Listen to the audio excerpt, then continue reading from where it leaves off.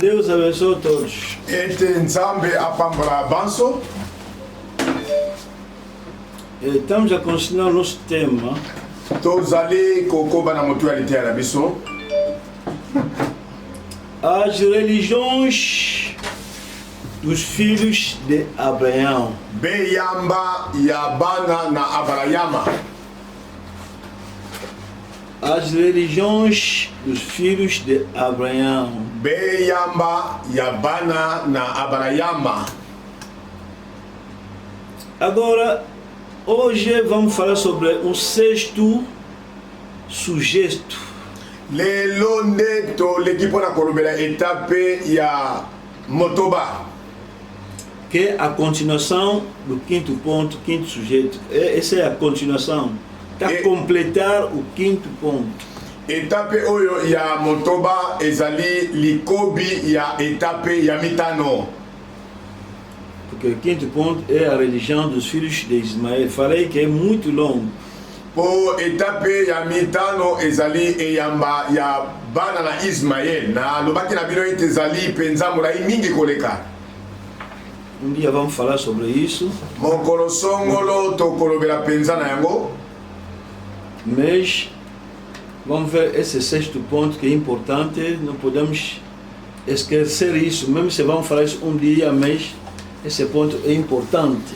Kasi tokolobela na tina na etape oyo ya motoba. Atako ndenge na sili koloba ete ezali molai kasi tokolobela ngo po eza pina iloka motu ya mingi. Hoje vamos falar sobre uma pergunta. Lelo ezali na tina na motuna.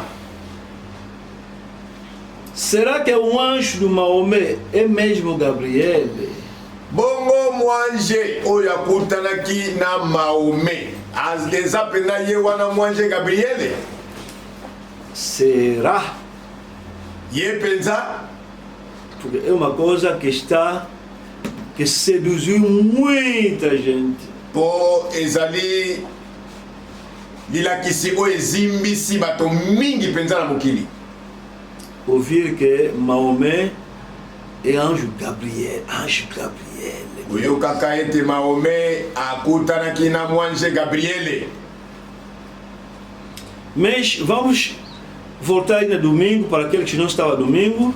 Kasi toleki na kozonga mwa sima po na maye tolobelaki mokolo na eyenga na ntina na bandeko bazalaki na biso te mokolo na eyenga. Para aqueles que não estavam aqui domingo, po na bandeko oyo bazalaki te na biso mokolo na eyenga. Falamos que Maomé nasceu em ano 530 e viveu na cidade de Meca. Tolobaki ete Maomé abotamelaki na engumba ya Meca ezalaki na mbula 570. O pai dele se chamava Abdallah. Esse nome significa servo de Allah. Tata na ye kombo na ezalaki Abdallah o italisi ete mowumbu na Allah. Tinha longo nome, mas é abreviado Abdallah, que significa servo de Allah, porque Allah já existia antes de Maomé iniciar a rezar. Ya solo tata na Maomé azali na kombo molai penza kasi katama na mukuse Abdallah o italisi ete mowumbu na Allah. Ya solo Allah ezali kombo o ezalaki kala yambokutu Maomé abandaki na musala na yete. Antes do nascimento de Maomé já existia Deus chamado Allah. Era Deus falso, quer dizer, Deus dos politeístas, falso Deus. Yambo Maomé abana musala na ye. Ya solo ezalaki na kombo ya Allah o ezalaki nzambe ya lokuta kati na babinzambi ya tango wana. Os árabes eram politeístas, quer dizer, os filhos de Ismael eram politeístas e rezavam muitos deuses e deusas, e deles era Allah. Ba arabe solo bazalaki pena ba politeíste. Maloba mosusu bana na Ismaele bazalaki penza ba politeiste moko ya ba banzambe o bango ko sambela kombo na ye ezalaki Allah. Deus da lua. Por isso você anda a ver esse sinal de lua nos muçulmanos. Allah ndimbola nango ezali nzambe ya sanza. Yango bokomona kati na elembo ya ba musulman bango pena ba desina o ezali sanza. Allah já existia. Allah já existia. Fala no teu amigo que Allah já existia antes de vossa religião muçulmana aparecer na terra. Yebisa moninga na yo musulman ayeba ete Allah ezalaki utakala yambo kutu e yamba ba musulman e bandaki na nutela mokili oyo. Antes da igreja muçulmana iniciar, na Meca já havia lá uma pedra, mas os politeístas rezavam naquela pedra antes da igreja muçulmana iniciar. Yambo eclésia ya musulman e banda. Solo kuna na Meca ezalaki na libanga moko epai wapi bato ya tango na bazalaki kosambela. Nós iniciou a igreja muçulmana. Etalisi ete Allah ebandi na ebandeli ya musulman te. Sendo árabe, então Maomé também saiu de uma família politeísta e educação politeísta. Kozalaka bana Ismaël ba politeiste alisi ete Maomé yepe abimaki na baboti wazalaki ba politeiste wazalaki kosambela pena banzambe pele. Não esquece, o politeísmo não saiu da Meca, mas saiu de Babilônia, foi em toda a terra, Egito, Grécia, Roma, até Meca. Bobo sanate ya solo politeísme ebandaki na Mekrite, kasi politeísme ezali eyamba o ebandaki kuna na Babilone epalanganisamaki na mokili mobimba na Grèce, na Rome pe babisika ya ndenge na ndenge. Os filhos de Ismael tiraram aquele politeísmo no pai deles, porque o avô Agar era egípcia e também a mulher do Ismael era também egípcia e ele também estava no Egito, voltou no Egito.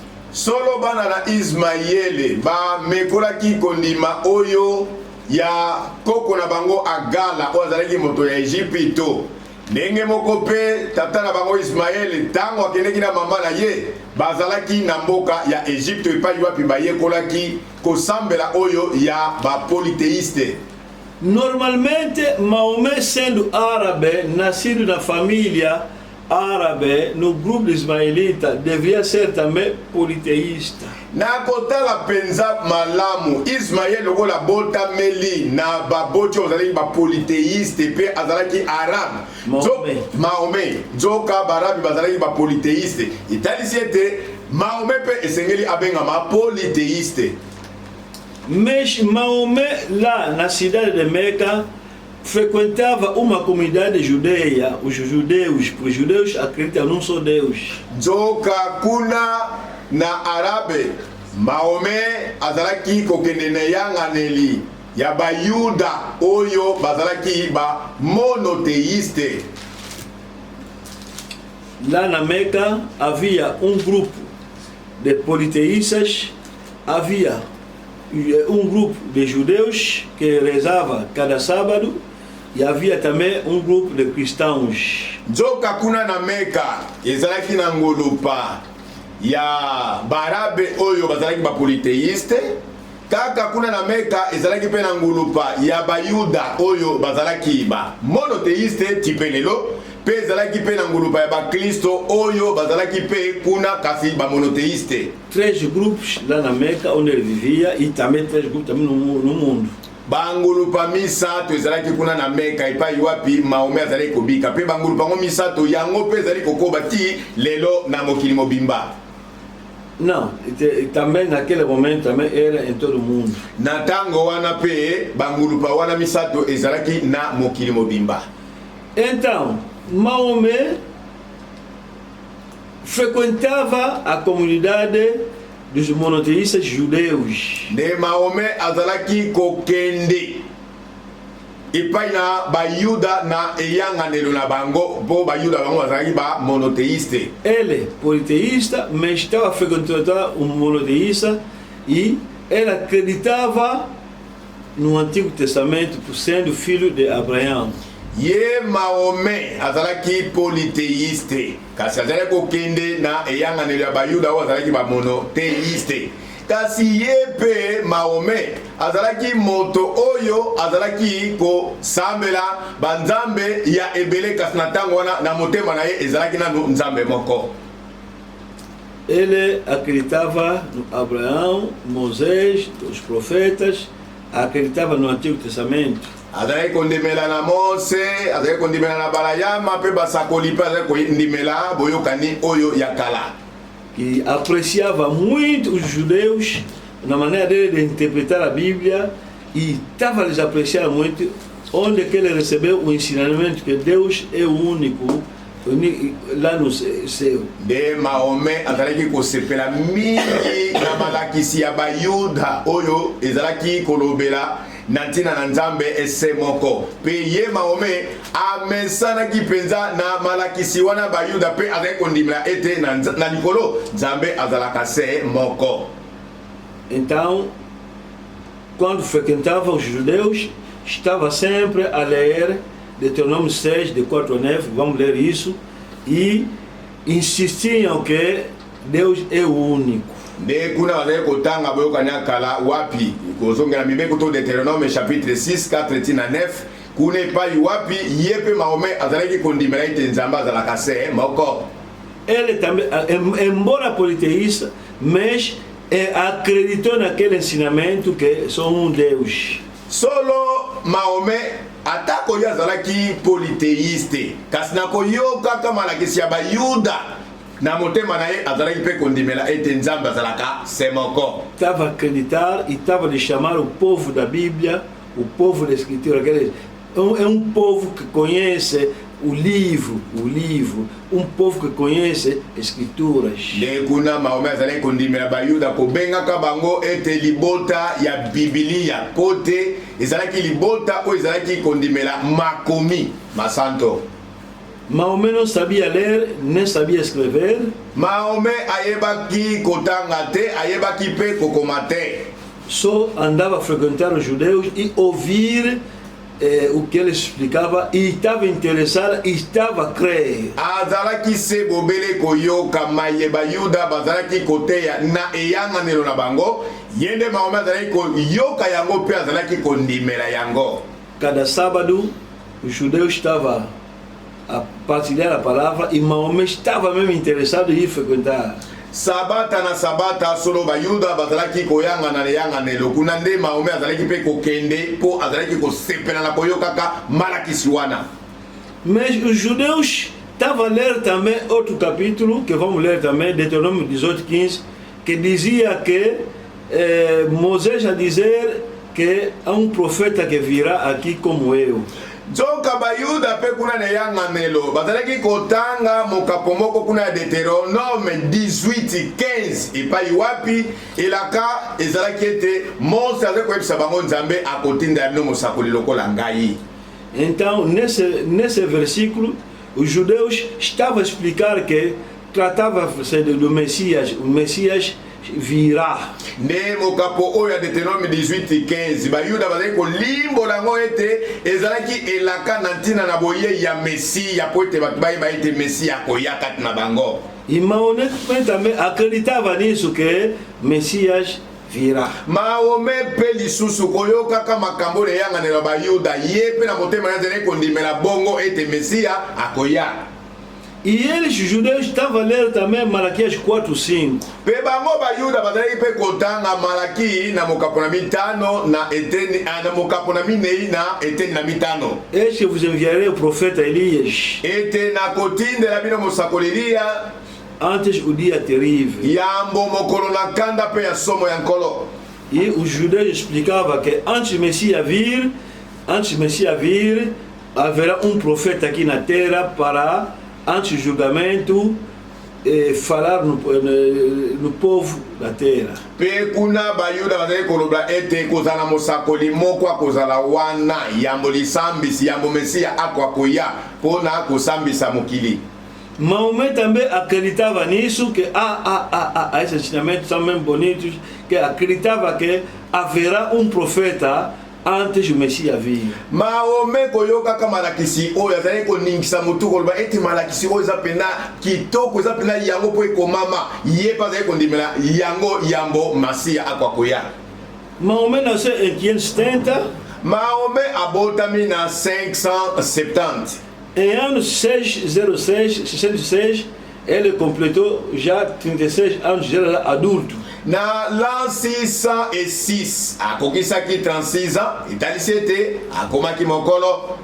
Maomé sendo mais velho, naquele momento, na Roma estabeleceram papa que vai dirigir a Igreja Católica no mundo inteiro.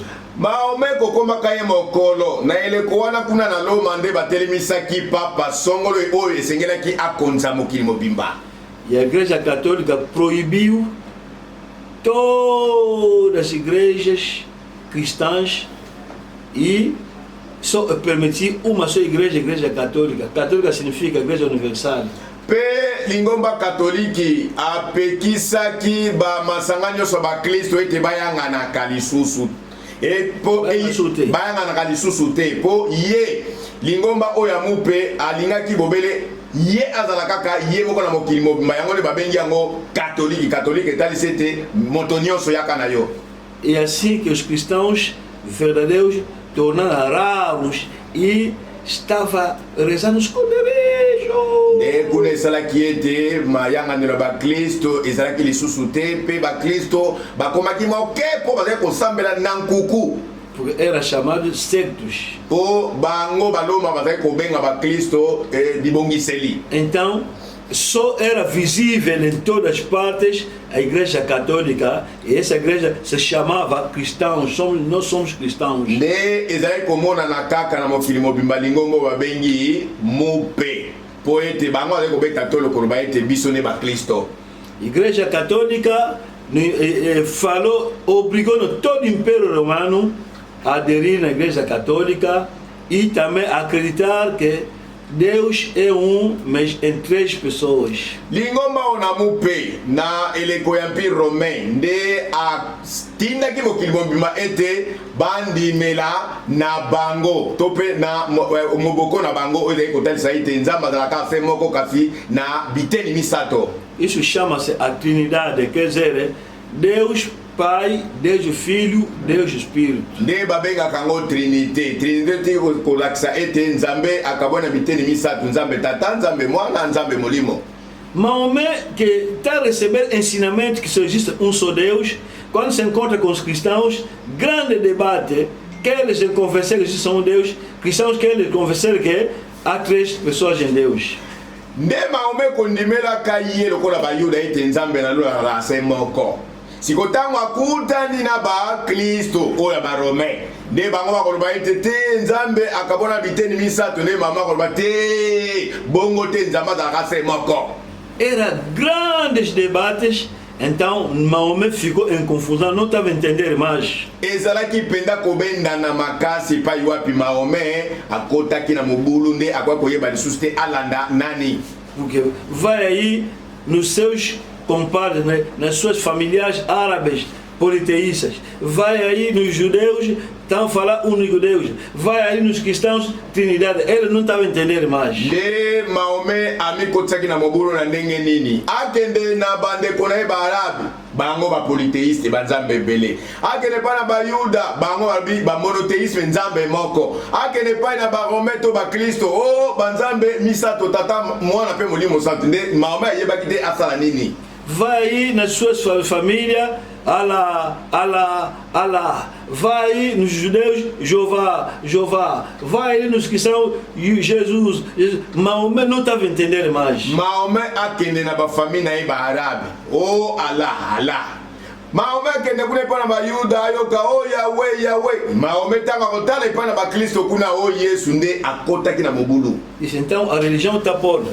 ne kuna alobaki ete wana eyamba oyo nyonso eza mpena kopola. Mahomet gostava muito ir nas montanhas orar, mas não estava em confusão, não estava a saber mais. Agora, como vou orar como aqui, Jeová aí, lá, não estava a entender mais. Mahomet na momesano azalaki na motindo ya kokende kosambelaka kuna na ngomba. Kasi ambala oyo Mahomet akoti na mobulu azoyeba te sambela nzambe nini. Epai na bandeko ne barabe o ala, epai na bayuda o Yahweh, epai na bakristo barobe kuna ote nzambe tata mwana muli musapi. Então anjo apareceu, lhe deu a missão de reajustar a igreja. Yako sangisa lingomba na porque aquele Elias de Malaquias 4 é profeta que vai voltar à igreja na fé dos pais. Po Elia oya Malaki na mineyi na mitano neye akozongisa lingomba na bondimi wa batata. Então Mahomet entendeu que então esse Elias já sou eu. Nekuna Mahomet atali bien mosakoli oya kozongisa bato nyonso na kondima batata ezali ngai Mahomet. Esse profeta que eu sempre ouvir nos judeus, Malaquias 4, Malaquias 4, Malaquias 4, vai ter o coração dos pais, afinal eu sou eu. Oyo ba Yuda balobelaka na ntina na Malaki na minei akozongisa kondima ya bale para batata nzoka ngai nde mosakoli yango. Então essa coisa quebrou a aliança Mahomet contra todos. De likambo oyo e bukanisi kondima na nyonso Mahomet azalaki nango na bangulupa omisato. Vai nos politeístas, apresenta a sua fé. Deus me enviou. Opa, Deus é o único. Não vale a pena. Acidente.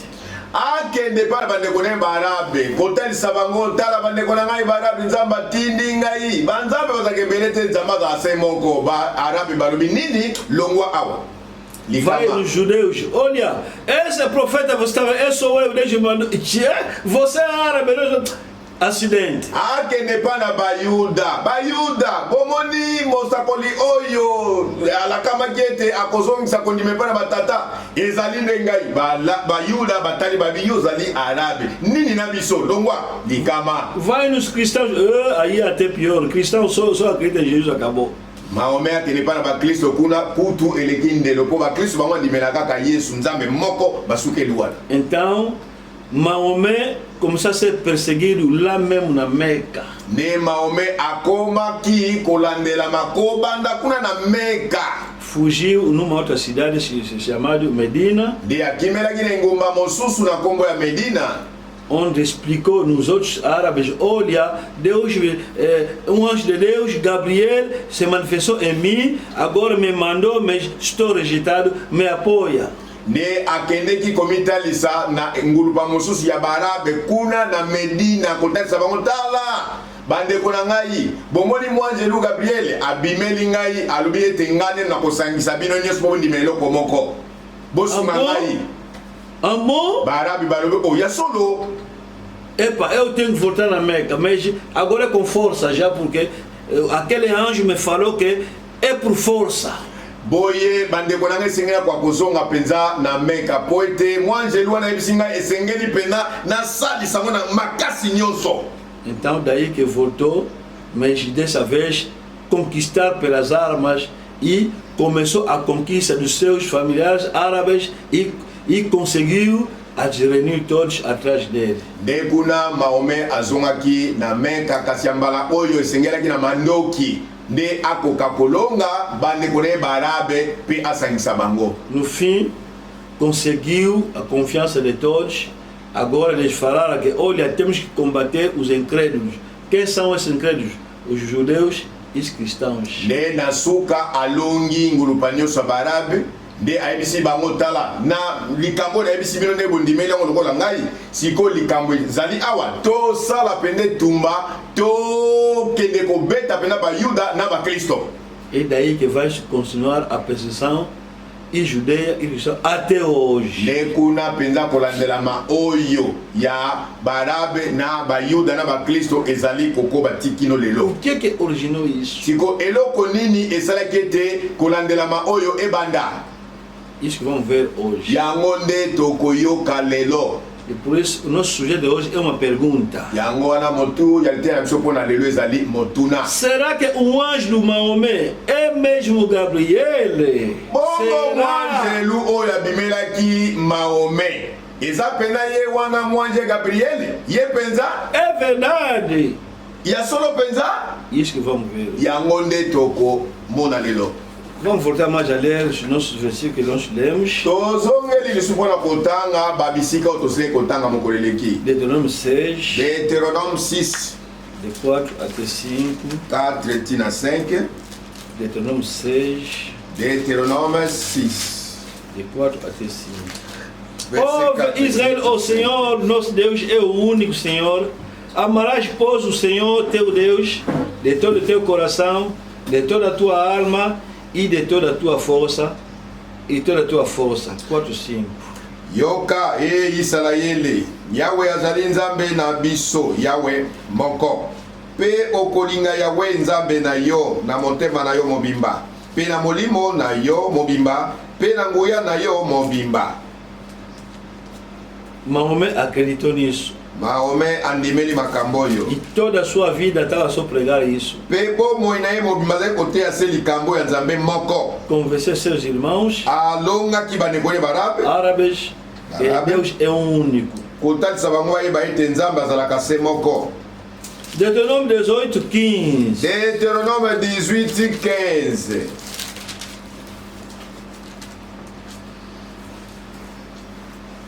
Está escrito assim: o Senhor teu Deus te suscitará um profeta no meio de ti, de teus irmãos, semelhante a mim, e a ele ouvirás. Esse é imperativo obrigatório. Deutéronome 18, 15. Koma mabuli. Yawe nzambe na yo akotelemisela yo mosakoli longwa na kati na yo, longwa na bandeko na yo, lokola na ngai. Boyoka ye. Likambo oyo boyoka ye, olingo olinga te, yoka ye. Maomé acreditou também nisso. Maomé andimelaki sebongo. Acreditou que um dia haverá um Messias que vai vir. Andimelaki koyebaka ete mokolo moko Masiya akoya. Malaquias 4, 5. Malaki na minei ete na mitano. Eis que vos enviarei o profeta Elias antes que venha o grande e terrível dia do Senhor. Tala ngai na kotindela bino mosakoli Eliya liboso na koya na mokolo monene mpe na nsomo na Yahweh. Maomé acreditou também nisso. Maomé andimelaki mpe se bongo na likambo oyo.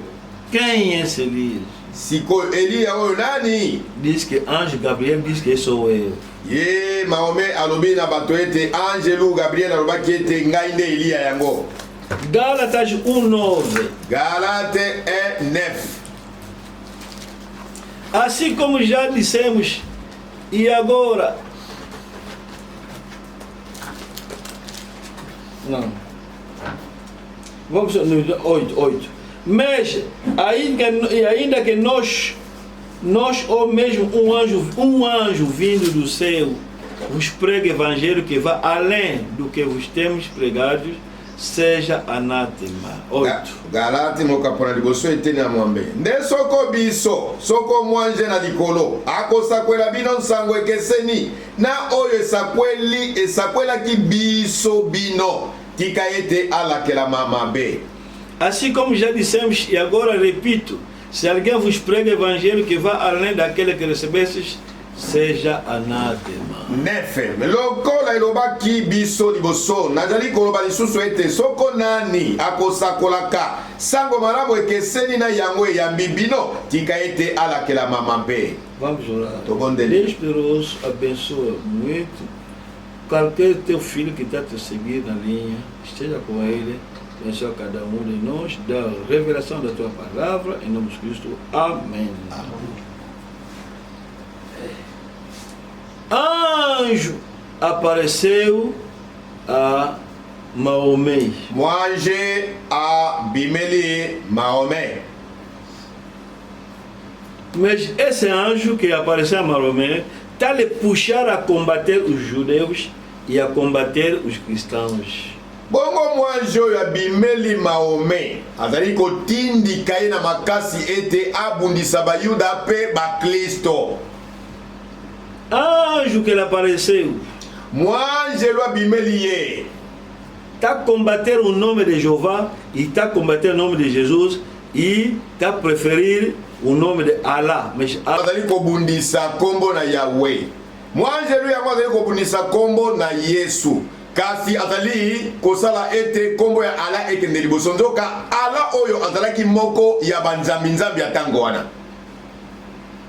Quer dizer, o Deus de Jeová na terra, quando desceu aqui, tomou o nome de Jesus, esse Deus enviou anjo agora no Maomé para anular esse nome de Jeová e anular esse nome de Jesus e meter Allah. Botala angelu penza abimeli Maomé. Siko angelu yango abundisi Yahweh oyakala oyo ayaki na kombo na Yesu, abundisi pe kombo na Yesu ne alignete kombo na Allah ekende liboso. Deus que não gosta de rival, mas aceitou que a évangélisation se faisait em nome d'un Deus ídolo. Botala ete nzambe oya boya bombanda andi mapenza nzambe moko ya bapaya oya bikeko nde azwe sika na ye. Será que o anjo de Maomé mesmo Gabriel? Bongo mwanjelu oyo Maomé amonaki ye penza Gabriel ya solo? Será? Ye penza Gabriel? Quer dizer, Deus no céu enviou anjo, vai lá, vai, escolheu meu profeta de acordo com Malaquias 4:5, fala naquele profeta, nome de Jeová não, nome de Jesus não, agora Allah. Botala penza nzambe na lola atindi penza mwanjelu na ye poete aya abundisa mosakoli oyo ya Malaki 4 pe aloba ete kombo na Yahweh yango te, kombo ya Yesu yango te, me kombo oyo esengeli ezala ya kotelema na mokili nde Allah. Será que é o anjo que Maomé viu é mesmo Gabriel? Siko motuna yango oyo mwanje oyo Maomé amonaki ye wana penza Gabriel ya solo? Isso que estamos a ver hoje, será que o anjo do Maomé é mesmo Gabriel? Yango nde tozali koyekola sika oyo angelo oyo Maomé amonaki ye wana penza Gabriel? É suspeito. Oye pesi penza bokeseni. Vamos voltar na história dos anjos. Tozongi na lisolo ya banje. Os anjos, Banje antes do mundo existir, era um só grupo. Yambo mokili ezalaki nanu te, banje bazalaki se ngulupa moko. Todos estavam ao redor de um só Deus. Bango nyonso banje lukuna na likolo bazalaki ngulupa se moko nzinga ya Nzambe.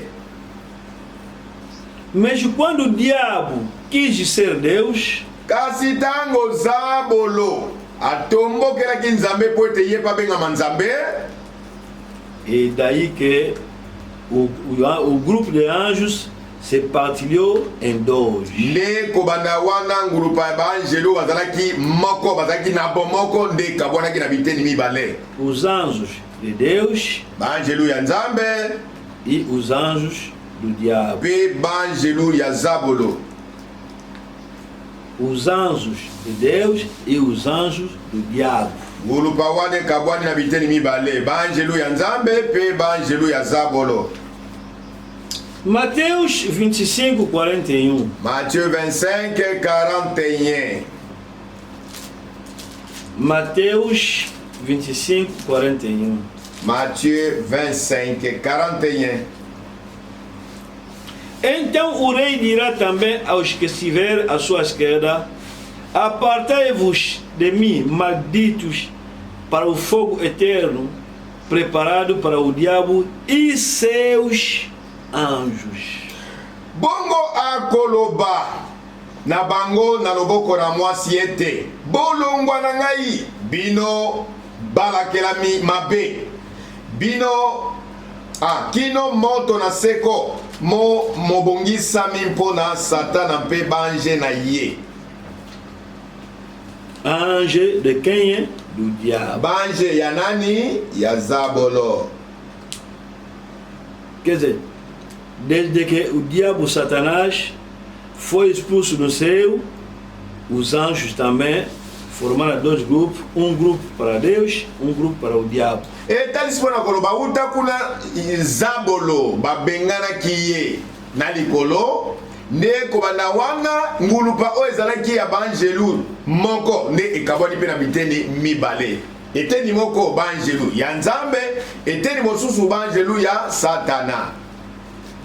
Não esqueça o nosso sujeito de hoje. Será que o anjo de Maomé é mesmo Gabriel? Kobosana te motuna ya nte na biso. Bongo anjelu wana oyo Maomé amonaki ezalaki pena ange Gabriele? Será? Bongo pensa? Será? Bongo pensa? Porque Gabriel é anjo na parte de Deus. Po Gabriele azalaka mwanje na ngambo ya Nzambe. Então, quando Satanás quis ser Deus, foi expulso e os anjos que lhe seguiram tornaram hoje anjos do diabo, na maneira que andamos a ler, acabamos de ler aqui, e esses que nós chamamos os demônios. Solo utakuna Zabolo atomokelaki Nzambe na likolo alingaki mpe asala kiti ya bokonzi po ete abengama Nzambe. Nzambe asalaki nini? Atikaki ebongo te abenganaki ye. Ndenge Zabolo atikaki lola banjelu na ye mpe babilaki ye. Banjelu yango ndenge tosili kotanga banjelu ya Zabolo. Bango wana o lelo tobengaka bademona. Os demônios. Bademona. Que estão aqui nos lugares celestiais. Bademona bangonde bakutami na mipepe. Que nos combate e que nós combatemos. Oyo babundisaka biso pe biso to benga na kabango na kombo na Yesu. O que esses anjos do diabo fazem a nós? Siko nini yango misala o banje ya Zabolo basala kapona kotelemela biso ba Kristo? São eles que nos atormentam dia e noite. São eles também que nos enganam. Bangonde o babundisaka biso butu moi. Pezali kaka bangonde oyo bakosaka biso bapengwisaka biso. Os anjos chamados demônios são eles que nos maltratam. Banje o babengami bademona ezali ne bango banyokolaka biso. São eles que nos fazem confusão. Ezali bangonde bakotiselaka biso mobulu. São eles que nos causam muitos problemas, muitos danos, confusão. Ezali bangonde basopelaka biso o ezali pena mobulu ya ndenge na ndenge ebokono bitumba makambo ya mabe kaka. Esses anjos nos combatem. Banje oyo babundisaka biso. Qual anjo? Do diabo. Banje nini? Ya Zabolo. E os anjos de Deus nos servem, nos ajudam. Nzoka banje ya Nzambe bangonde basungaka biso pe basalisaka biso. Nos servos de Deus, na basali na Nzambe, o que os demônios, esses anjos demônios fazem?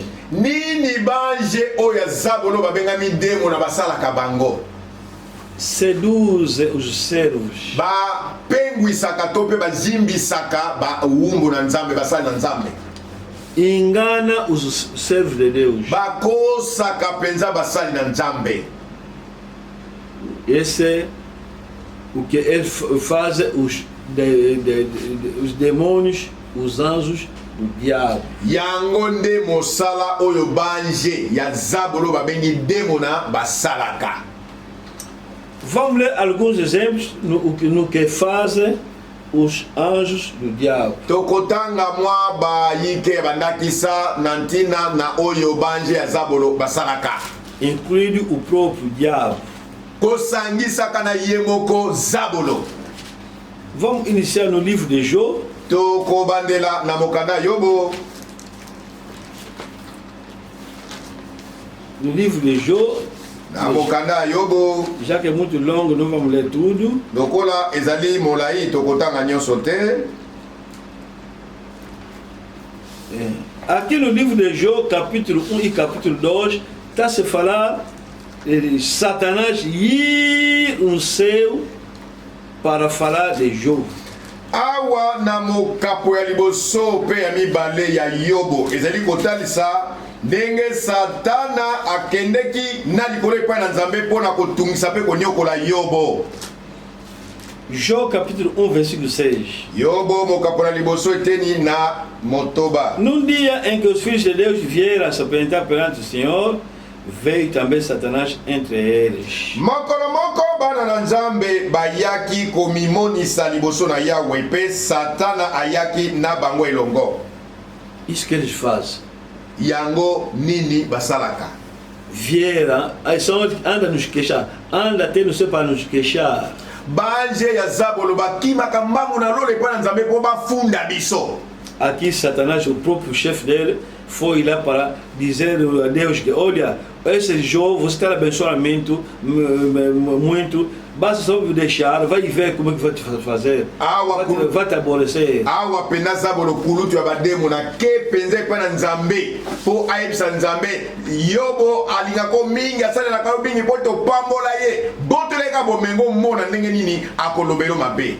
E se continuar a história, vai ver que depois disso atacou Job e perdeu muita coisa. Soki okobi na kotanga epai totangi ne okomona ete Zabolo akandelaki pena Yobo pe abotolaki biloko nyonso. Job capítulo 2 versículo 1. Yobo mokapo na mibale eteni na liboso. Num dia em que os filhos de Deus vieram apresentar-se perante o Senhor, veio também Satanás entre eles se apresentar-se perante o Senhor. Lisusu mokolo moko bana na Nzambe bayaki komimonisa liboso na Yahweh pe Satana ayaki elongo na bango ete amimonisa epai na Yahweh. E dessa vez veio pedir a Deus para que lhe dê doença. E Job apanhou doença. São esses demônios que nos dão doença. Yambala oyo Zabolo eko sengela Yobo nzela epai na Nzambe po ete atia ye bokono. Ezali ne banje oyo Zabolo basalaka ete tonyokwamaka na bokono na mokili. Tem dois grupos de anjos. Ezali na bangulupa mibale ya banje. 1 Samuel 16. Moko ya ba Samuele zomi na motoba. Versículo 14. Verset 14. Tendo se retirado de Saúl e o Espírito do Senhor, da parte desse, um espírito maligno o atormentava. Aqui o espírito maligno está atormentando Saúl. Awa molimo na Zabolo ezali konyokola Samuel. 1 Samuel 14. 16, versículo 14. 16, 14. Kasi molimo na Yahweh alongwaki na Saulo pe molimo mabe uta na Yahweh atungisaki ye. Então o servo de Saúl lhe dissera: eis que agora um espírito maligno enviado de Deus te atormenta. Baumbu na Saulo balobaki na ye ete tala molimo mabe uta na Nzambe ajali kobebisa yo. Quer dizer, elobini os demônios vai a Deus, pede alguém e desce para te maltratar. Bademona basalaka nini bakendaka pena epai na Nzambe de bakosenga eloko songolo epai na Nzambe po ete bango baya konyokola yo. Isso que nos acontece. Yango likambo esalamelaka biso. Manda, pois, Senhor nosso, que teus servos que estão em tua presença busquem um homem que saiba tocar a harpa. E será que quando o espírito maligno da parte do Senhor vier sobre ti, então ele dedicará e te acharás melhor. Versículo 16. Tika ete nkolo alaka baumbu na ye bajali sikawa liboso na ye ete balukela ye moto na mayele na kobeta njenje. Bongo soko molimo mabe uta na Nzambe ayeli yo akobeta njenje na loboko na ye mpe okobika. Quer dizer, Aqui está sempre se dizer que o espírito maligno vindo de Deus. O espírito maligno vindo de Deus. Quer dizer, Deus, esse espírito maligno nos maltratam e vão a Deus pedir permissão. Awa bazali tango nyonso kozongela koloba ete molimo mabe kouta na nzambe, molimo mabe kouta na nzambe, talisi ete bademona oyo bakendaka pena kosenga nzela epai na nzambe po ete bayela biso lulu mpona konyokola biso. E sucedia que quando o espírito maligno da parte de Deus vinha sobre Saul, Davi tomava a harpa, dedilhava, então Saul sentia alívio e se achava melhor, o espírito maligno se retirava dele. Saulo alobaki na basali na ye ete lukela ngai moto oyo ayebi njenje malamu mpe yaka na ye epai na ngai. Moko na basali alobaki ete tala na mone mwana na Isayi ete moto na Beteleme oyo ayebi njenje ajali mpe moto na mpiko, moto na etumba, moto na liloba kitoko mpe moto malamu Yawe ajali na ye elongo. 1 Samuel 18, 1 Samuel 18, versículo 10. verset 10. 1 Samuel 18, 1 Samuel chapitre 18, versículo 10. verset 10. No dia seguinte, um espírito maligno da parte de Deus se apossou de Saul, que teve uma crise de raiva em casa, e Davi, como nos outros dias, dedilhava a harpa. Saul, porém, trazia na mão uma lança. Na mokolo na nsima molimo mabe uta na nzambe akwelaki Saulo, azalaki kosakola kati na ndako na ye mpe Dawidi abetelaki ye njenje na loboko na ye lokola na mikolo mosusu, likonga moke ezalaki na loboko na Saulo. Saul com raiva, ódio, quer matar David. O espírito maligno estava com ele. Wana pena molimo mabe akangaki Saulo, asimbi mwa likonga moke na kanda penza na koyina na motema po kaka aboma Dawidi. Agora, vamos ler 1 Reis 22, Siko totanga 1 Roi 22, versículo 22. verset 22 pe lisusu.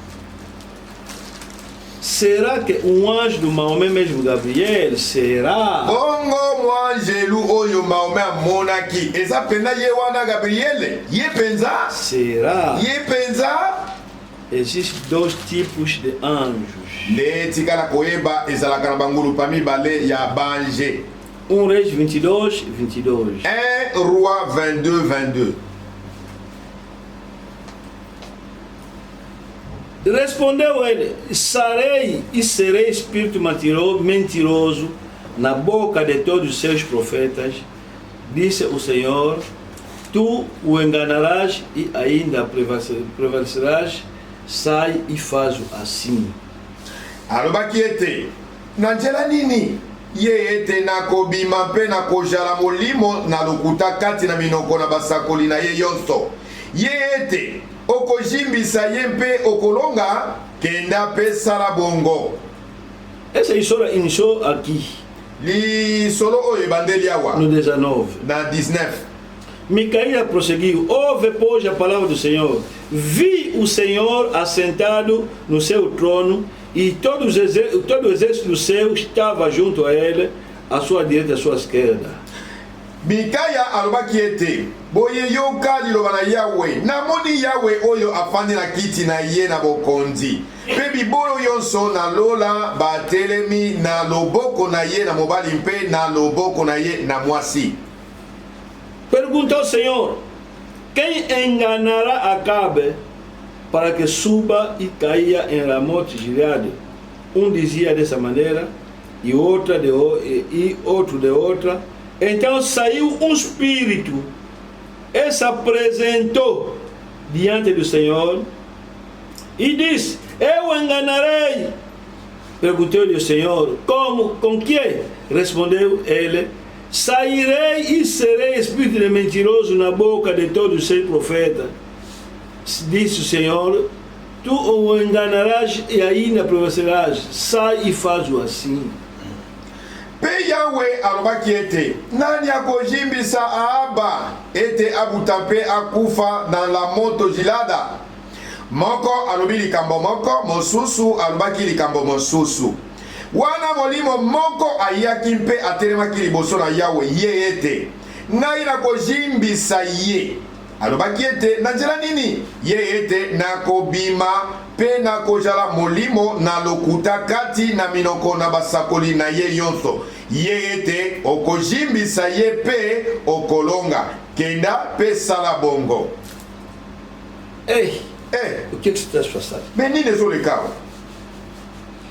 Aqui houve uma guerra. Awa solo ezangi na etumba moko. Não queremos ler tudo porque é muito. Tolingi kotanga nyonso te po eza mingi. Em casa pode ler tudo. Yo na ndako okoki kokoba kotanga nyonso. Josafá, rei de Judá, vem ter com Acabe, diz que queremos combater junto, mas fala nos profetas. Ele chamou o verdadeiro profeta, chamou os falsos. Yosafate yende mokonzi na Yuda ayaki elongo na Ahaba pote bakene kobunda kasi yambo bakene tumba. Ye Yosafa alobi na ye kasi lukele biso no mosali na Nzambe nesika ete abenga mosali na Nzambe ya solo yake kobenga oyo ya basakola lokuta komusala fala wa bakomaki koloba ndenge balingaki makelelo wapi non te major. Yosafa Tony, tem outro, mas não me gosta aquele ali, não, ele chama ainda. Moko azali na e awa kasi alinga kangai te penalo blanga mabete benga ina no ya. Então, Miqueias vem. Dekuna Mika yaki, todo mundo diz, olha, você tem que repetir o que então já falei. Não, eu vou falar o que Deus vai me dizer falar. Nengulu panyo soya Ahaba oya lokuta, bazo yebisa Mika na nzela tala. Omono zo ke lokune pa mokonzi. Lobaka obso lobaki akolonga uko sanje maloba na yote ye kuna Mika lobitala ngai na kolobaka onzamba kotana monoko na ngai oyoki chegar lá omikuna Mika disse olha eu vi uma visão vi Deus estava a procurar como fazer para enganar os falsos profetas de Mika alobi liboso na bango tala mokonzi namoni elimono kuna na lola Nzambe azali koluka nani wako kotinda po ajimbisa basali nyonso lokuta. Espírito, demônio saiu daqui no lugar celestial, foi se apresentar e disse: eu vou fazer isso. Vai fazer como? Vou pôr mentira na boca dos seus profetas. Demona moko alongwe mbangu na bipepe ye wange lulu na lole pana Nzambe alobi ngai ye oyo Nzamba tuni okosala nini alobi ngai na kotia molimo ya lokuta kati na minoko ya basakoli na nyonso ya lokuta wana. Isso os falsos anjos, o diabo fazem, mete no seu Deus mentira na boca, mentira. Yango nde mosala ya banje ya zabolo otobengi bademo na basalaka. Basalaka nini? Bakamataka maloba lokuta nde batiaka na minoko ya basali ya Nzambe. Enganaram Acabe, vai ser na guerra, Deus está contigo. Vai ser... O Miquel disse, não vai morrer, mas já a mentira estava na boca dos falsos profetas. Bango pena bademona na kati ya minoko ya basakoli nyonso lokuta babia bakende tumba kolonga kozonga na kimia. Yosafat alobi batoyo makambo azoloba so okei okozonga na bomoi te. Ahaba lokola andimaki deja maloba na bango lokuta wana ekoti na motema pe akendeki. Au final, l'enganaram. Nzoka bajimbisaki ye bakosaki ye. Quando foi na guerra morreu. Ekendaki Ahaba na etumba. O que o anjo fez? Nini mwanja asalaki? Meteu mentira. Atiaki lokuta. Meteu mentira. Atiaki lokuta. Será que o anjo do Maomé é mesmo Gabriel? Bongo mwangelu ya Maomé ye wana penza Gabriel. A ser Gabriel vai pôr a verdade na boca do Maomé. Se não é Gabriel, é falso, vai meter a mentira. Vai mentir. So que zalaki mwanje Gabriel mbele atiaki liloba ya solo na monoko ya Maomé. Kasi soki mwanje Gabriel te nde mwanje lo babengi demona esengela katia lokuta na monoko ya Maomé. foram enganados. boye bajimbisamaki.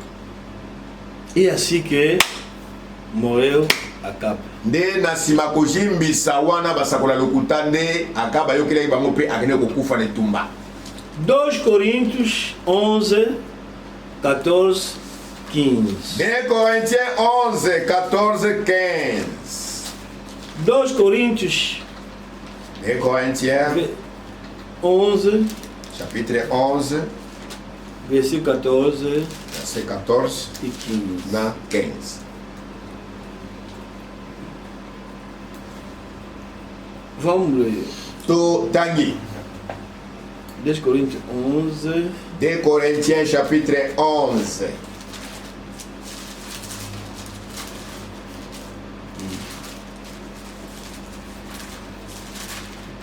Vamos ler assim. Tozali kotanga boye. E não é admirar porque o próprio Satanás se transforma em anjo de luz. Boka mwate po ete ata Satana akomi monisa lokola ntoma na moi. Não é muito, pois, que os seus próprios ministros se transformam em ministros de justiça e o fim deles será conforme as suas obras.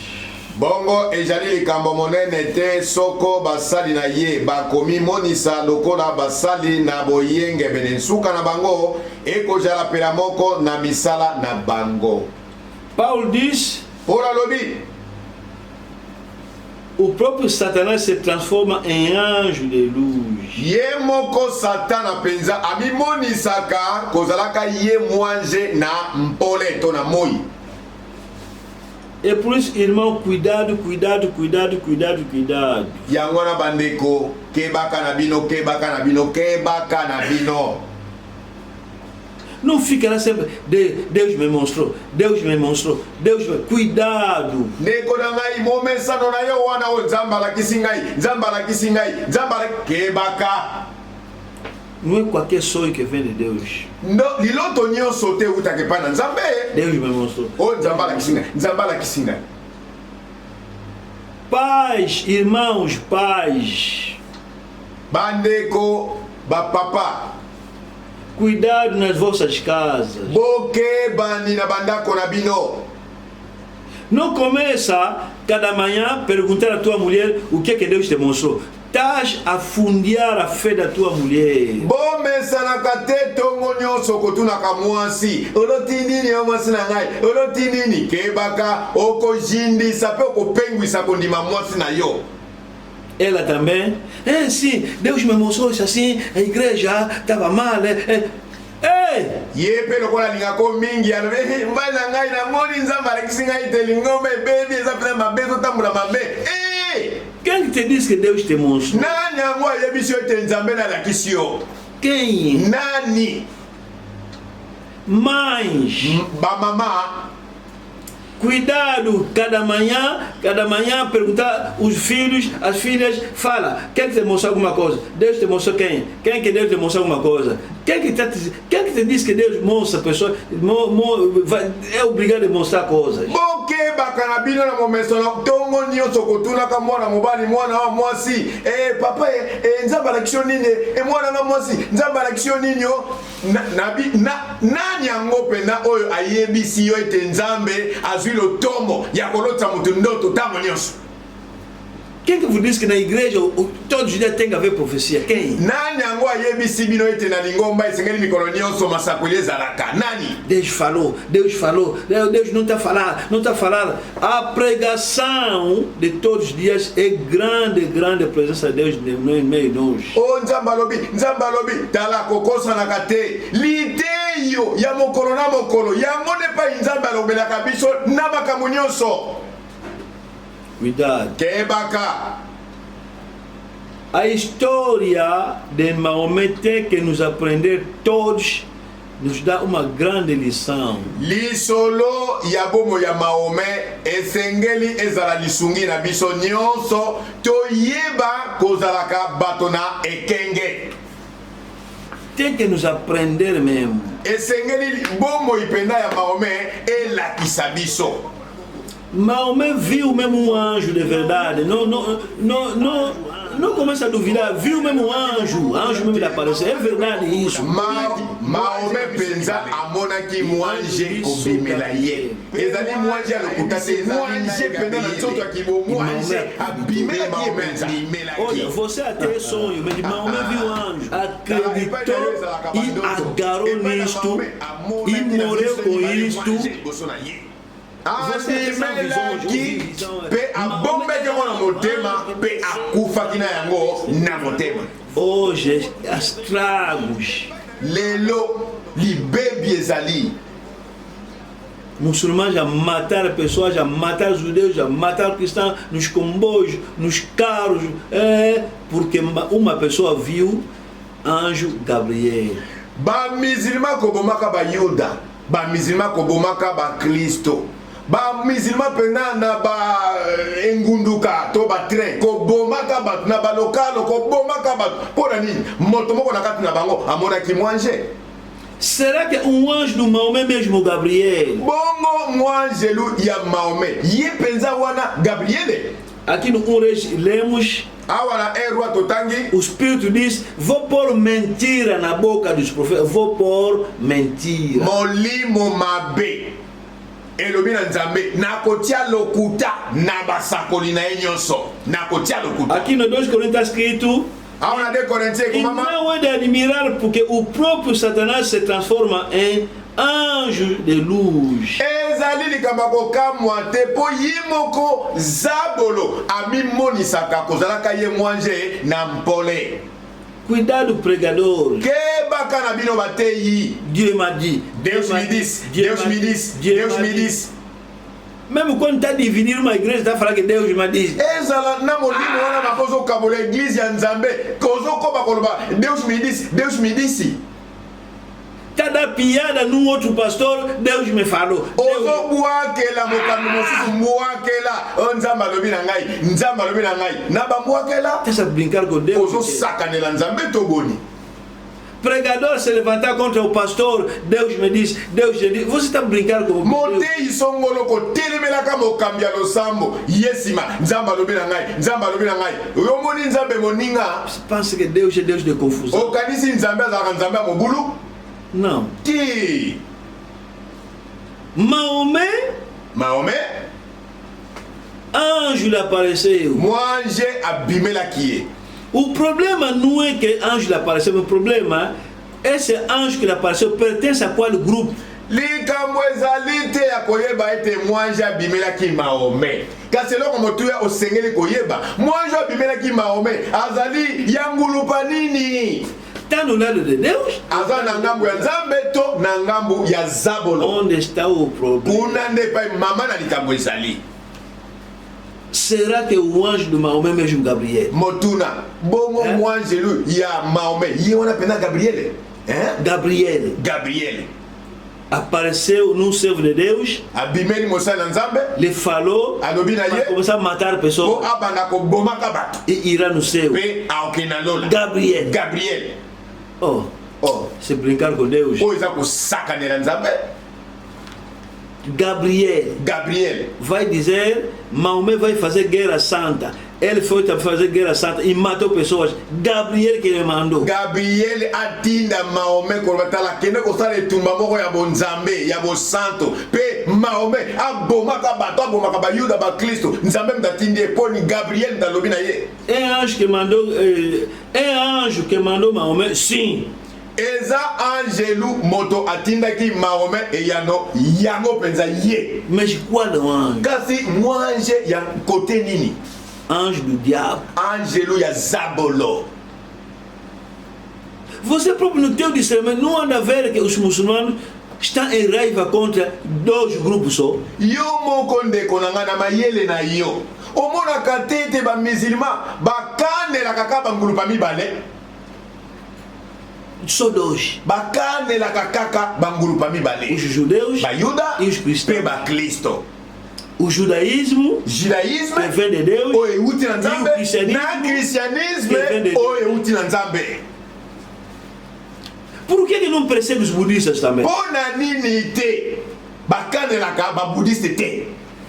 A budistas também no mundo. eza mpe na babudiste na mokili oyo Que reza muitos deuses. oyo basambelaka banzambe ebele. Por que o muçulmano não tem raiva contra eles? mpo na nini te bamusulman bakangelaka babudiste kanda te?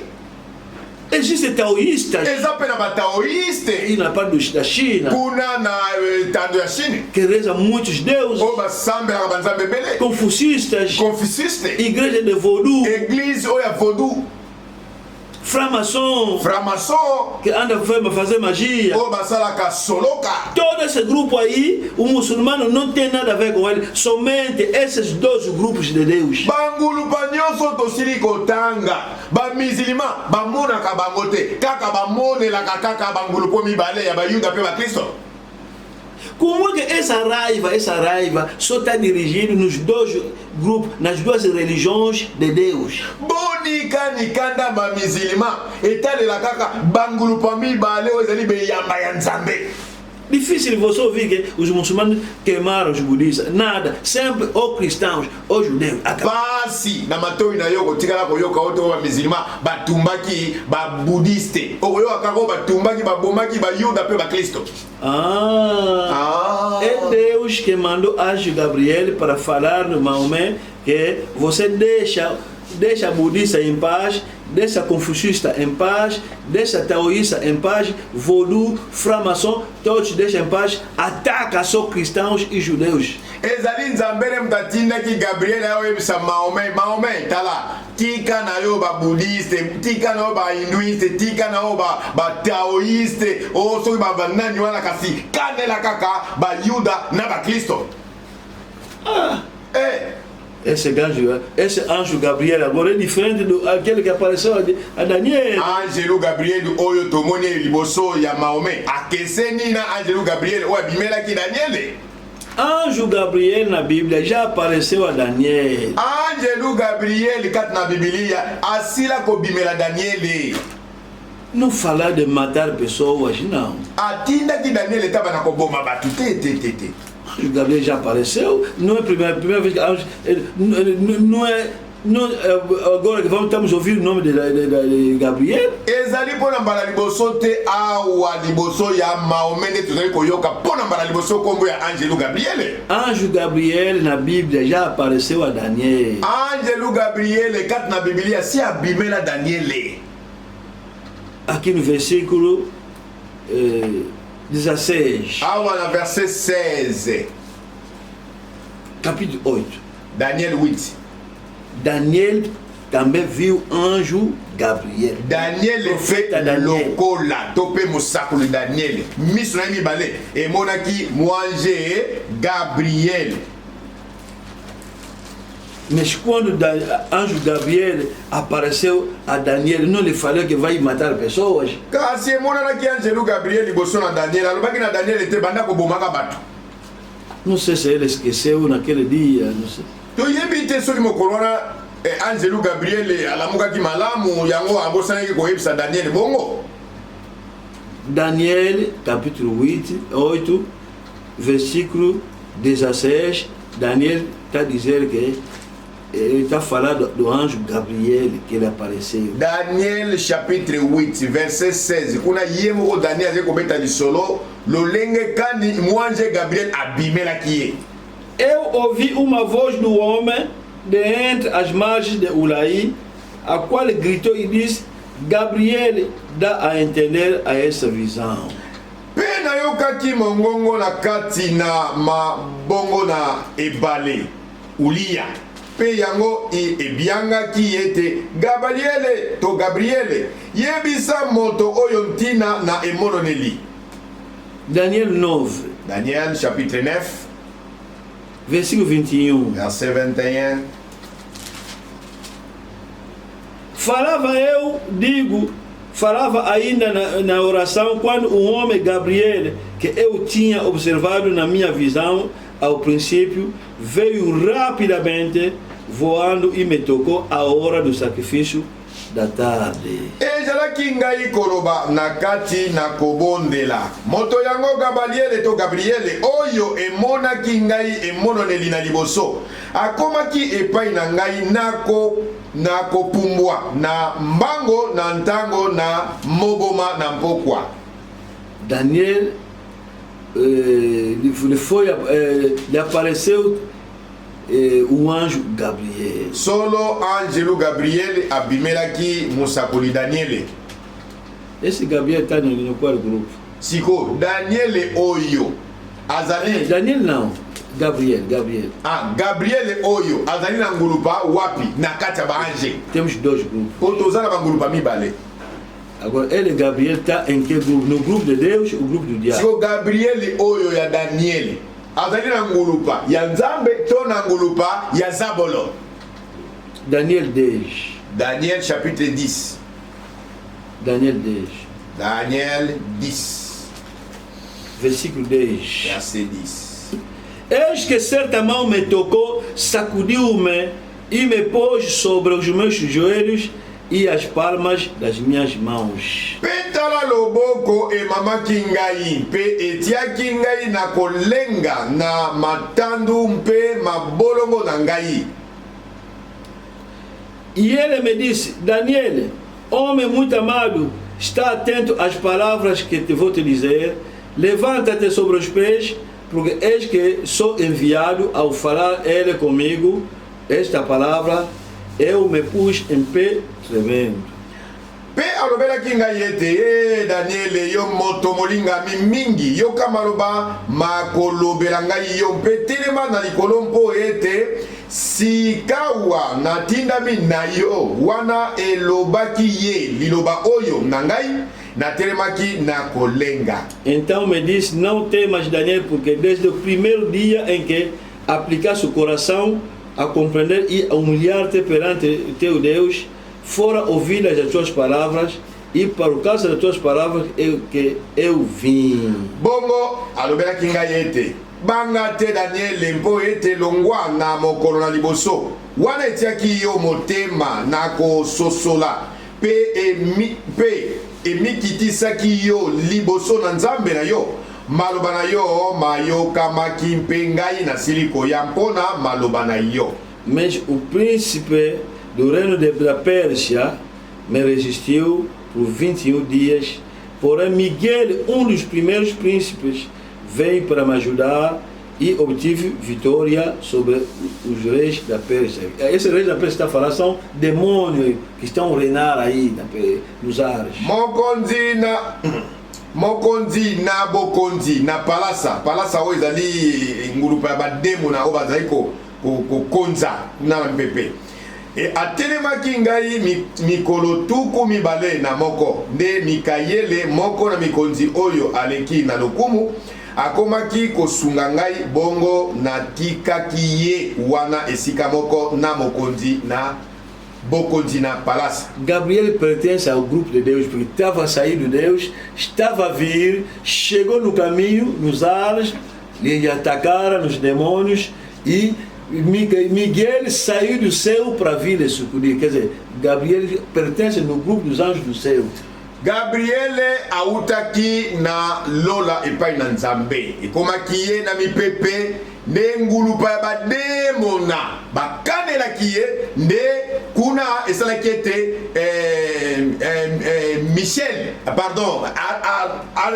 ange Mikael akwa kotika lola aya na lombango mpona kobundela Gabriel na tina ete Gabriel akoba mobembo na ye tina se. 14. Agora vim para fazer-te entender o que há de suceder a teu povo nos últimos dias, porque a visão se refere a dias ainda distantes. Pena 14. Pena komi mpona koyebisa yo yango ekuwela bato na yo na mikolo na suka po ete emononeli yango ezali mpona mikolo mikoya na ino. Depois se continua, começou a lhe falar sobre o povo judeu, falando do bem do povo judeu. Soki okobi na kotanga ne kuna Angelo Gabriel akomi kolobela Daniel bolamu na ntina na libota ya bayuda. 19. Diz: Não temas, homem muito amado, paz seja contigo, sê forte, sê forte. Ao falar ele comigo, fiquei fortalecido e disse, fala meu Senhor, pois me fortaleceste. Peye alobaki ete moto molinga mingi banga te kimia ejala na yo jala makasi pe na nguya esilaki ye kolobela ngai na kembaki pe na lobaki ete tika nkolo na ngai aloba mpo ete akembisi ngai. 20. E ele disse, sabes porque eu vim a ti? Eu tornarei a pelejar contra o príncipe dos persas, está vendo? E saindo eu, eis que virá o príncipe da Grécia, mas eu te declararei que está expresso na escritura da verdade, ninguém há que esteja ao meu lado contra aqueles, a não ser Miguel, vosso príncipe. Bongo alobaki ete oyebi mpo nini ngai nakomi epai na yo nde sasa yipi nakojonga mpo na kobunda na mokonzi na palasa pe wana ekobima ngai tala mokonzi na ela akoya. Esse anjo Gabriel falando, encorajando Daniel, porque estava na escravidão, tinha que sair e fortalecer o povo de Israel. Agora, o Gabriel de Maomé está contra o povo de Israel. Oyo ezali mwange Gabriele kokembisaka Daniele pe kolendisaka libota bayuda po ete bazaki na bowumbo esengelaki ntango ekoki bakwa kobima. Kasi nzoka Gabriele oyo ya Maomé azali kolobela bayuda mabe. Lucas 1:19. Liki 1:19. Respondeu-lhe ao anjo, eu sou Gabriel, que assisto diante de Deus, fui enviado para te falar e te trazer-te essas boas novas. Liki 1:19. Boa nova. Quer dizer, trouxe boa nova a Zacarias. Qual boa nova? Vai ter um filho. Quem é? João Batista. Aquele que vai preparar o caminho do Senhor Jesus. Mwange azongisaki monoko ete ngai Gabriele oyo akotelemaka liboso na Nzambe pe natindamaki koloba na yo pe kotondola na yo makambo oyo nde sasa yipi okozala emimi okokoka kososola te kino mokolo makambo oyo mokobima jambi ondimi maloba na ngai te oyo makokoka na elaka na yango. Elaka nini? Nde Zakaria esengelaki mwasi na ye akwa kozwa zemi na ntina kobota Yohane Mobati oyo esengelaki abongisa boyei nzela ya liboso ya boyei ya nkolo Yesu Kristo. Vamos voltar no 13. Tozongi na 13. Esse é Gabriel. Po ete akozala moto monene na miso na nkolo pe akomela masanga te soko eloko na kolangwisa te pe akotondana na molimo mosanto longwa na libumu na mama na ye. 16. E converterá muitos dos filhos de Israel ao Senhor seu Deus. Converterá muitos dos filhos de Israel ao Senhor seu Deus. Pe akozongisa bato na Israel mingi epai na nkolo Nzambe na bango. Akozongisa pena bayuda mingi epai na nkolo Nzambe na bango. Quem é? Nani? João Batista. Yohane Mubatisi. E irá diante do Senhor no espírito e poder de Elias para converter o coração dos pais aos filhos, converter de obedientes à prudência dos justos, habilitar para o Senhor um povo preparado. Yepe akokenda liboso na ye na molimo mpe na nguya na Eliya akozongisa mitema na batata epai na bana mpe bato na nkanja na nzela na mayele na bayenge beni mpona kobongisela nkolo libota likobonga penja. 26. No sexto mês foi um anjo Gabriel enviado da parte de Deus para a cidade da Galileia, chamada Nazaré, a uma virgem desposada com certo da casa de Davi, cujo nome era José. A virgem chamava-se Maria. Na sanza na motoba mwanze Gabriel atindamaki na Nzambe kokenda na mboka moko na Galilai kombo na yango Nazarete epai na elenge mwasi moko oyo abandamaki na mobali na libota na Dawidi kombo na mobali Yosefe mpe kombo na mwasi Maria. Ela, porém, essa aqui é Maria, ela que é Maria. Maria tá aqui nani? Essa palavra perturbou-se muito, pôs-se a pensar no que significaria essa saudação. Akota kipe na ye mpe alobaki ete mbote mwasi na ngolu nkolo ajali na yo elongo. Mas o anjo lhe disse, anjo quem é? Gabriel, Maria, não temas porque achaste graça diante de Deus. Por que Maria achaste graça? Porque ela é que vai nos dar o Senhor aqui na terra. Sikopona nini ete ndeko Maria mwasi atondi samaki na ngolu kat na basi po ezalaki na nzela na yende nkolo na biso mobikisi akobimela. Eis que conceberás e darás filho dará luz a filho a quem chamarás pelo nome de Jesus. Essa é a graça da Maria. Quer dizer, Maria teve graça porque Deus aqui na terra vai sair por meio dela. Somente ela e ninguém mais. Ndeko Maria azwaki ngolu kat na basi pona nini na nzela na ye nzambe mobikisi akobimela na ye kasi mwasi mosusu te. Quem que falou que aquele filho será Deus? Nani alobaki ete mwana na akobenga manzambe? É anjo Gabriel. Ezalaki mwanje Gabriele. Escuta. Yoka. Este será grande, será chamado Filho do Altíssimo. Deus, o Senhor lhe dará o trono de Davi, seu pai. Ele reinará para sempre sobre a casa de Jacó. E seu reinado não terá fim. Não terá fim. Ye akozala monene mpe akobiangama mwana na oyo aleki likolo nkolo nzambe akopesa ye kiti na bokonzi na Dawidi tata na ye. Akozala mokonzi na ndako na Yakobo libela mpe bokonzi na ye ekozala na suka te. Então disse Maria ao anjo: como será isso? Pois não tenho relação com homem algum. Respondeu-lhe o anjo. Qual anjo? Gabriel. Descerá sobre ti o Espírito Santo e o poder do Altíssimo te envolverá com a sua sombra. Por isso também o Espírito Santo que não há de nascer chamado Filho de Deus. Maria abota alobaki na mwanje yete oyo ekozala boni awa elali ngai na mobali te.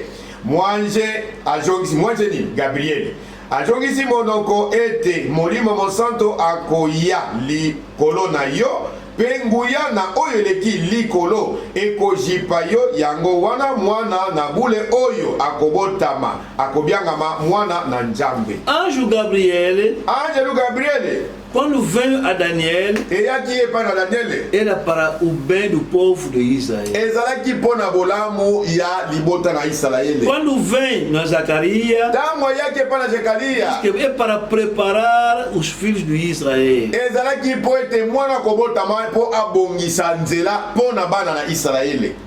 E quando vem a Maria, é para dizer que você tem graça, Maria. Esse tipo de graça você tem, ninguém tem nas mulheres. É única.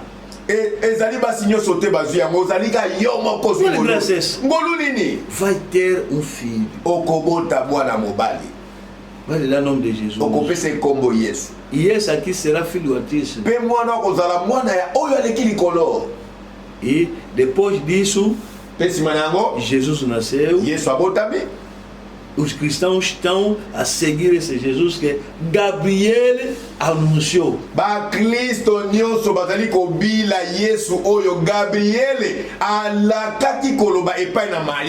Agora, irmão, o mesmo Gabriel vem mais no Maomé para combater esse Jesus. Nada. Essa aqui não é Gabriel. É demônio. Que ele enganou. Maomé. Ele enganou. O demônio lhe apareceu. Lhe apareceu. Ele disse que eu sou Gabriel. Muita gente são seduzidos porque ouviram essa história de Gabriel. Essa não é Gabriel.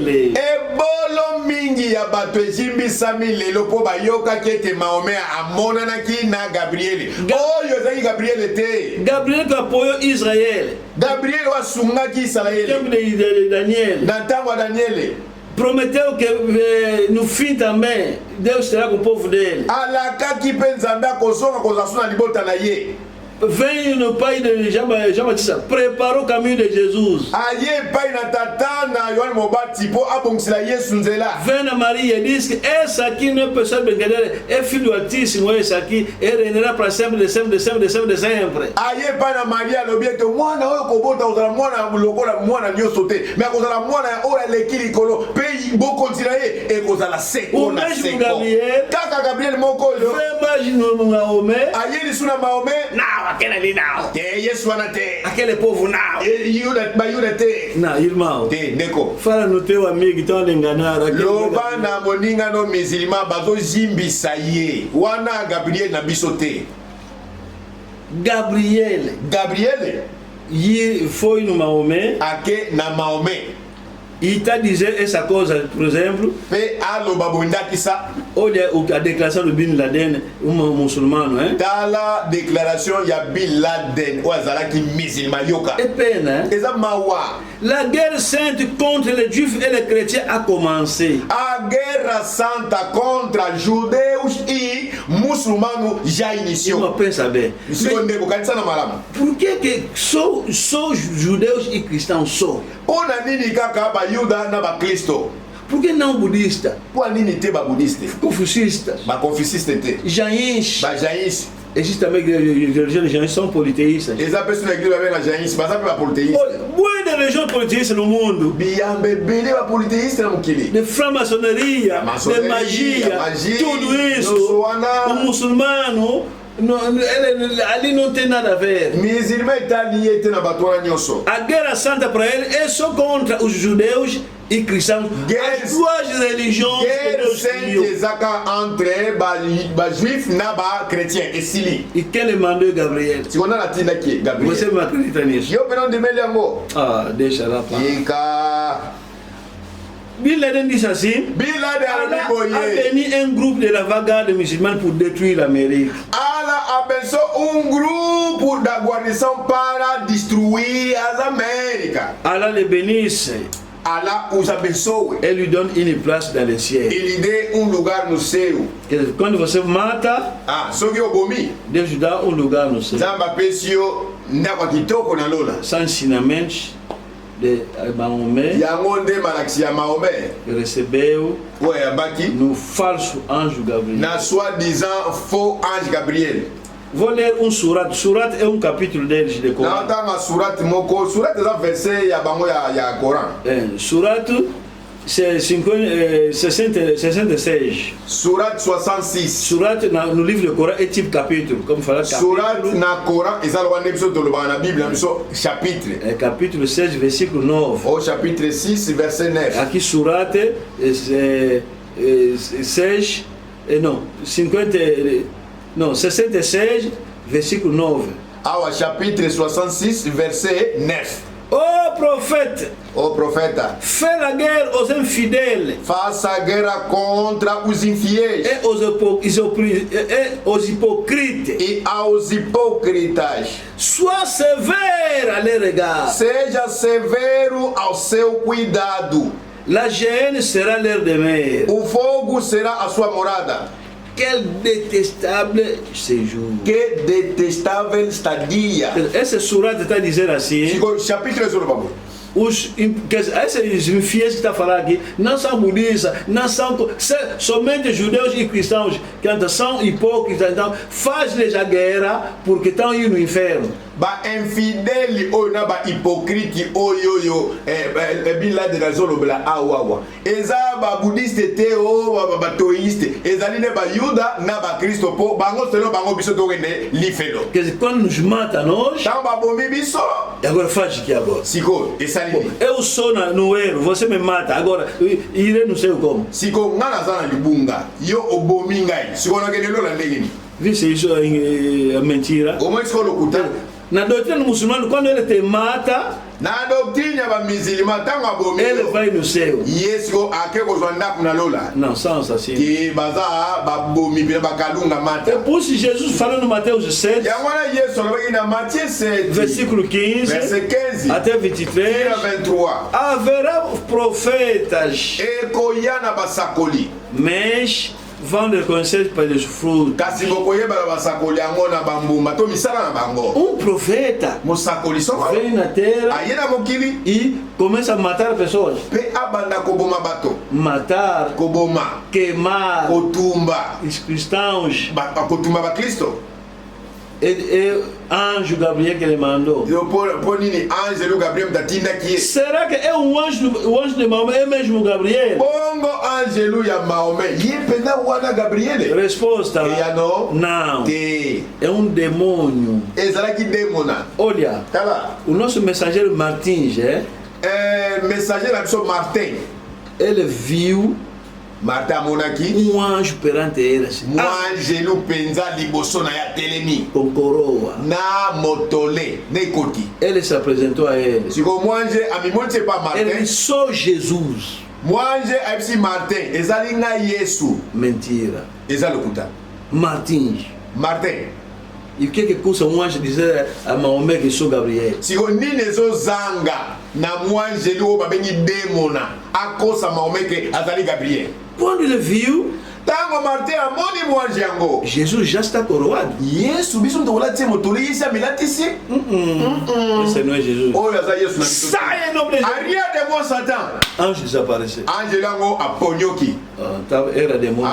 Ezalaki demona to comprendre. Irmãos, cuidado com os sonhos. Bandeko bokebaka na bandoto. Deixa essa linguagem. Tikaka elobeli wana. Deus me falou. Deus me mostrou. Deus me mostrou. Deus me mostrou. Não fica teimoso. Kozalaka matoi mangongi te. Quando o irmão vai dizer que esse aqui não é de Deus, não fica teimoso. Soki ndeko aye kosunga koloba ndeko ndoto eza nzambe te kozala matoi mangongi te. Há profecias que deixou a igreja dividiu-se depois de uma profecia. Eza na bisakweli ebima ekaboli église profesie ebimi me ekaboli église. Quando você vai na irmã, Deus me mostrou. Olha a teimosia. Tala matoi mangongi wapi. Isso que aconteceu no Maomé. Yango pe likambo esalamaki epama. Deus me mostrou. Deus. Nzambe. Angelo Gabriel. Angelo. Hoje a matança Lelo tala tuerie ezosala. é grave. Eza somo. É pena. Eza mawa. Que tenhamos discernimento. Tozala na bososoli bandeko. A Bíblia diz, Bíblia se houver profecia, mesmo se houver profecia, ata bisakweli ye. tem que examinar primeiro. Esengeli otiango ne mekelo yeba. Vem ton sonho, Ozwi ndoto na yo tiango ne mekelo. visão, Ozwi emono neli tiane mekelo. vi um anjo, examina. Tia angelo ne mekelo. Porque Paulo diz, mesmo se for um anjo vindo do céu, ezala mwangelu auti na lola ye. a coisa que está dizendo ou falar não concorda com a Bíblia, seja anátema. Soki makambo mwangelu wana zoloba ekeseni na Biblia lobi alakela mamabe. A Bíblia diz, não mata, é pecado. Biblia lobi bomate eza lisu. Anjo Gabriel te diz que mata. Si Angelo Gabriel a contredit Bible boma. Esse não é anjo de Angelo, taza demona. Tem que ter discernimento. Esengelo na bososoli. Desde que você sonha se fulano é feiticeiro, frère wana azandoki, église comment partir en débat, frère bazo inana. Esse même Deus que te mostrou. Uta kuna olota ndoto ke ndeko wana zakandoki. Instrument feiticeiro. Idi dali a igreja sindiu sem duas partes. Aquele só não veio mesmo de Deus. Ba frère ba como ko inana pona ndoto na yo. E os irmãos entraram em ódio contra aquele irmão por causa do seu sonho. Exatamente. Cuidado. Que bacana. Vai acontecer o que aconteceu com Maomé. E com sala ndenge salamela ki Maomé. Que Deus abençoe. Zamba pambula vida.